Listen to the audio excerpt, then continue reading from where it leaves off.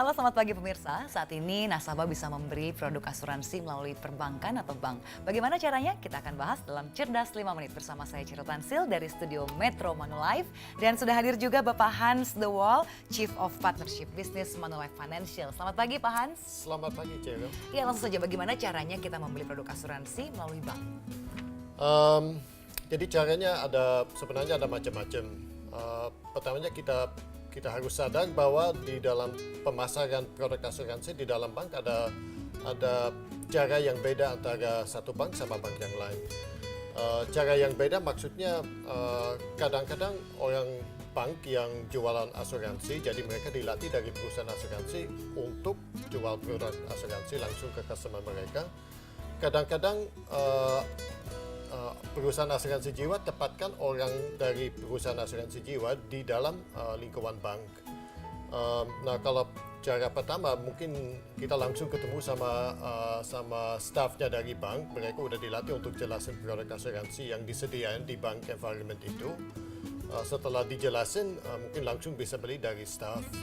Kadang-kadang mungkin untuk produk yang lebih kompleks dikasih referensi. Kalau kita sebutin referensi, maksudnya orang staff bank refer kliennya ke staffnya yang dari perusahaan asuransi, yang mungkin ketahuan dari perusahaan produk asuransi udah lebih detail dan lebih lengkap. Oke, lalu bagaimana kita bisa mengetahui bahwa produk yang ditawarkan ini sudah yang paling tepat untuk kebutuhan nasabah? Nah, seharusnya dari sisi perusahaan asuransi jiwa kita udah latih penjualnya, baik itu penjual staff bank atau penjual kita sendiri. Kita udah latih mereka untuk ada conversation dengan klien dulu. Jadi kalau orang staff salesnya bagus, mereka akan tanya dulu ke klien kebutuhan yang sekarang ada di hidup dia seperti apa. Jadi contohnya dia akan tanya apakah ibu atau papa udah menikah, apakah ibu atau papa sudah punya anak.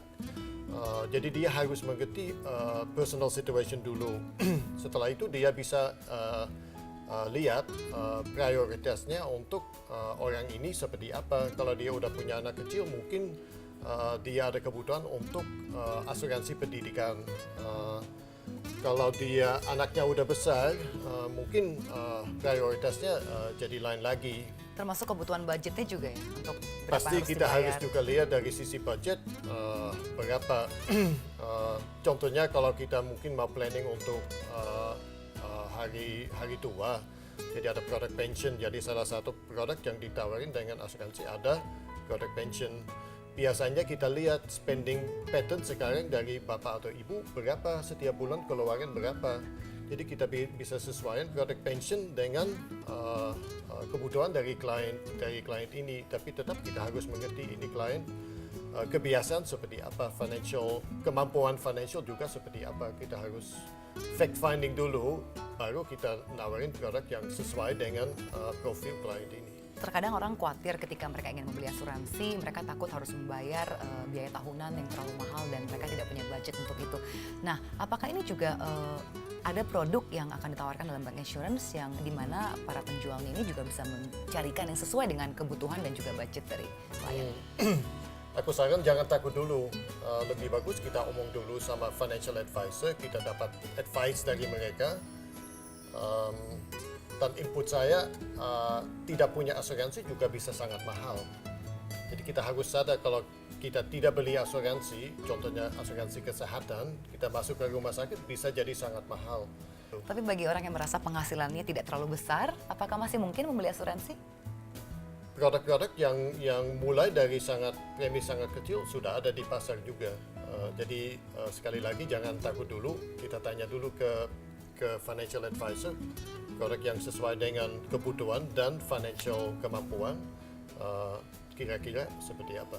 Baik, terima kasih Pak Hans atas informasinya, semoga bermanfaat. Demikian tadi Cerdas 5 Menit, Cerdas Finansial, sampai jumpa. Terima kasih.